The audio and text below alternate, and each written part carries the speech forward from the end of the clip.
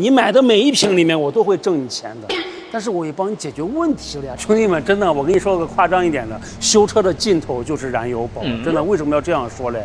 很多车辆的问题，其实最终都是由发动机的积碳形成的。积碳一旦形成，它会产生无数你想象不到的事情，抖动、异响、漏油、渗油、烧机油、拉缸等等等等，对吧？那修嘛，确实是可以修好，但是如果你平常就有使用燃油宝的习惯，加油的时候时不时的用一瓶，时不时的用一瓶。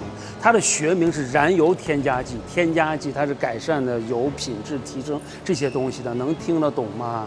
它已经不是什么智商税了，这么多年近100年的历史了，它不是智商税。你就是不用它，你去外面加的油里面本身也是有这些成分在里面的，只不过可能没有那么好，没有那么足，大概就是这么一个道理。所以时不时的用一下，好吗？让车子有焕然一新的感觉，不要再抖嘞，不要油耗再高嘞，不要再拉缸了，就是这样子，好不好？咱有时候买车各种眼睛都不眨，那么多钱，这才几块钱哦，1年加几次油？你就算你1个月加几次油，算你4次好嘞，对不对？大多数人还加不到，1年你才能用多少瓶，还不一定每次都要用，是吧？